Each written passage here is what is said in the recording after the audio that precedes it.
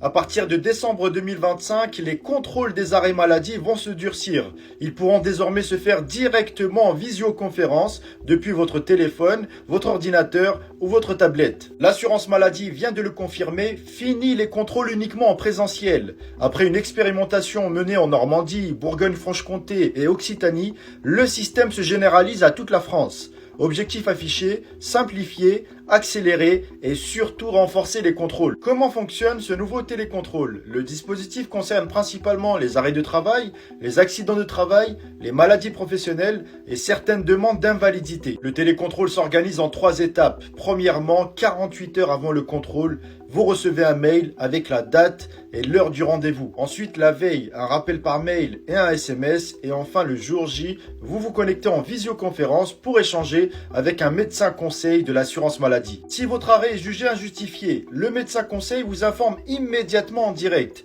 Votre médecin traitant reçoit également l'information. Et si vous avez touché des indemnités journalières à tort, l'assurance maladie pourra exiger le remboursement. À travers ce durcissement, le gouvernement veut limiter les abus et réduire les dépenses. Bref, je vous tiens informé. Abonnez-vous pour ne rien rater. Il fait super chaud aujourd'hui. Ah mais grave. Attends, mais t'as une piscine toi chez toi? Ouais, j'ai oublié de te le dire, mais en effet, effectivement, j'ai une piscine. Ah c'est parti, on va se baigner. Attends. Hein? Je peux pas te laisser utiliser ma piscine, c'est un espace privé pour la famille proche. T'es sérieux? Désolé. L'amitié ne tient qu'à un fil, il faut le masdakiser. Get ça. Ok, pas de soucis, je comprends. Ça fait combien de temps que tu as cette piscine? Ouais, ça doit faire 3-4 ans. Et tu l'as déclarée? Déclarée? Oui, aux impôts. Hein? Non. Mec, tu vas te faire remonter par le fisc. Hein? Une piscine doit être déclarée dans les 90 jours suivant sa construction. Ta piscine mesure plus de 10 mètres carrés. Elle est imposable au titre de la taxe foncière. Purée, j'ai jamais déclaré, mais de toute façon, ils ont aucun moyen de le savoir. C'est ce que tu crois. Récemment, le fisc a débusqué plus de 120 000 propriétaires qui n'avaient pas déclaré leur piscine à l'aide d'un logiciel d'intelligence artificielle qui exploite les vues aériennes de l'IGN. Tu risques de te faire attraper et payer en plus des pénalités sur les 3 années où t'as pas déclaré. C'est bon. Allez, viens, on va se rafraîchir un peu. Attends, mais comment tu sais tout ça, toi, d'ailleurs? Je suis abonné à Masdac. Bon, pour les congés de fin d'année, j'aurai besoin d'au moins une personne qui reste ici pour assurer le service. Vous êtes 2 à avoir posé la même période de congé. Je vous laisse vous arranger? Ah, moi, c'est mort. J'ai prévu de fêter le nouvel an à l'étranger. Je vais prendre mes billets d'ailleurs. Ça ne sera pas moi non plus. Avec 2 enfants à la maison, je peux pas me permettre de rester ici. Voilà, c'est toujours pareil. Dès que tu as des enfants, tu penses que tu es prioritaire sur tout. Ce sont mes obligations familiales, je peux pas faire autrement. Et puis je te rappelle que j'ai plus d'ancienneté que toi dans l'entreprise. Eh vas-y. Bon, ça suffit, on se calme. Comme vous n'arrivez pas à vous départager, ce sera l'article L3141-16 du Code du travail qui va le faire à votre place, suivant des critères spécifiques et précis. Pour l'ordre des départs en congé, on va tenir compte entre autres de la situation de la famille du bénéficiaire. Jean, tu as 2 enfants. Max, tu n'en as pas. Et de l'ancienneté dans l'entreprise. Jean, ça va faire bientôt 8 ans que tu es chez nous. Max, ça va faire 3 ans. Mais, yes. Résultat, Jean, tu es prioritaire, je te valide tes congés, tu pourras partir. Max, malheureusement ou heureusement, tu restes ici pour assurer le service. Mais non! Il y a une expression, même maintenant on peut dire masdakiser. Masdakiser, c'est ça. Ça veut dire quoi, masdakiser? Alors masdakiser, ça vient de masdak, donc c'est un néologisme qui signifie le fait de faire valoir ses droits. Ne pas se faire arnaquer, ne pas se faire entuber en quelque sorte par l'administration, par son employeur, par son propriétaire. Tous les conseils que tu nous donnes. Mais regardez, se faire masdakiser. Faut le masdakiser, get ça. On va devoir le masdakiser, get ça. La seule issue, la masdakisation, get ça. La masdakisation, get ça. Je suis abonné à Masdac, je suis abonné à Masdac, je suis abonné à Masdac. Alors, est-ce que tu peux nous parler un peu de ton parcours? Alors moi, je viens du milieu de la finance.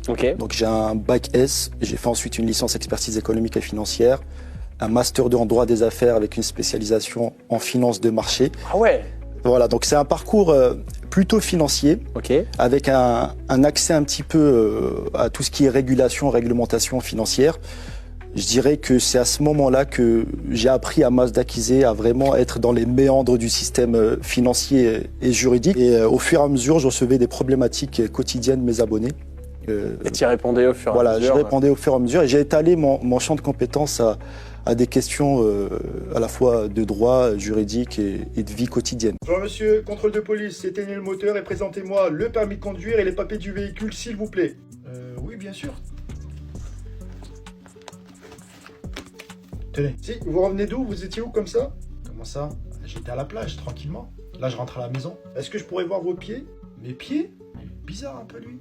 Regardez, tenez. Tiens, vous conduisez en tongs. Oui, je reviens de la plage, comme je vous ai dit. En plus, j'ai pas eu le temps de mettre mes chaussures. J'ai pris un coup de soleil aux pieds. Conduire en tongs, c'est interdit, monsieur. Ça, c'est une amende. Comment ça? Non, je savais pas. Eh bien, maintenant, vous le savez. Conduire en tongs, claquettes, talons, pieds nus, tout cela, c'est interdit. Vous devez conduire en chaussures fermées. Une masse d'accusation s'impose. Get ça. Pardon, monsieur, mais avec tout mon respect, ce n'est pas vrai. C'est une légende. Aucune loi en France n'interdit de conduire en tongs, en claquettes ou pieds nus. Pardon, vous êtes sûr de ça? Absolument, je sais, vous faites sans doute référence à l'article R 412-6 du Code de la route. Il est vrai que tout conducteur doit se tenir constamment en état d'exécuter commodément et sans délai toutes les manœuvres. Mais mes tongs ne m'empêchent pas de conduire et ne gênent pas ma conduite, donc je ne suis pas en infraction. C'est bon, vous avez raison, je me suis un peu avancé. Mais faites très attention quand même, surtout en cas de freinage. Et sachez que les assureurs peuvent refuser les indemnisations en cas d'accident en tongs. Pas de souci, merci pour la vigilance. Tenez, je vous rends vos papiers, mais comment vous savez tout ça, vous? Je suis abonné à Mazdak. Ah, je suis bien, je viens d'acheter tous ces jouets pour mon fils pour les fêtes de fin d'année. Il sera tellement content. Dans l'eau, nage. Montre-moi ça. Tiens, regarde, celui-là, je le kiffe. Regarde. Hein. Oh là. C'est quoi ça?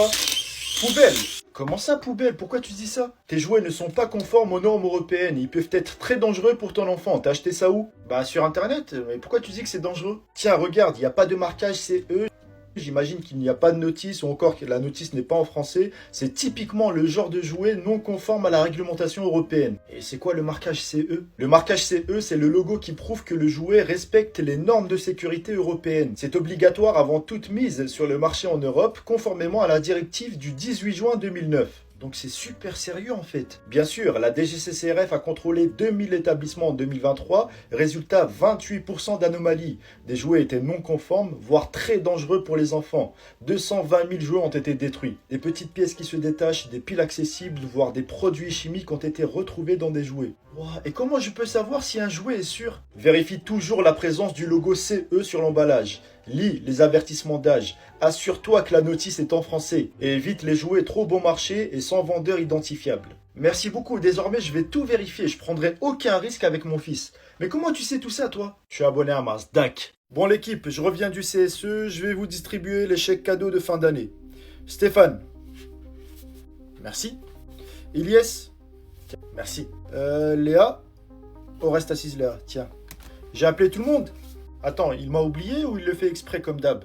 Et moi, patron? Ah, tu es arrivé quand déjà dans l'entreprise, toi? Bah, il y a 2 mois. Ah bah voilà, il faut 6 mois d'ancienneté pour avoir les avantages du CSE, notamment pour ce qui est des chèques cadeaux. Il n'y a pas un jour où je n'ai pas Mazdakisé dans cette entreprise. Heureusement que je suis abonné à Mazdak. Get ça. Patron, cette règle est illégale. Comment c'est illégal? Ça fait plusieurs années que je suis dans cette entreprise et ça a toujours été ainsi. Depuis l'arrêt de la Cour de cassation du 3 avril 2024, un CSE n'a plus le droit d'exiger de l'ancienneté. C'est considéré comme de la discrimination entre salariés. Une discrimination? Oui, et l'URSSAF précise même que les prestations du CSE sont exonérées de cotisations à condition qu'il n'y ait aucune discrimination. Et donc si vous me refusez ces chèques cadeaux juste parce que je suis arrivé il y a 2 mois, c'est une discrimination et ça peut même provoquer un redressement URSSAF. Un redressement carrément? Oui, l'URSSAF laisse jusqu'au 31 décembre 2025 pour que les CSE mettent à jour leurs règles, mais le droit s'applique déjà maintenant. Et cette règle est valable pour qui? C'est valable pour tout le monde, CDI, CDD, apprenti, alternant, stagiaire, même pour quelqu'un qui commence aujourd'hui. Dès le premier jour, on a le droit aux prestations du CSE. J'étais vraiment pas au courant. Bon, je te donne les miens et je vais régler ça au CSE. Mais comment tu sais tout ça toi d'ailleurs? Je suis abonné à Mazdak.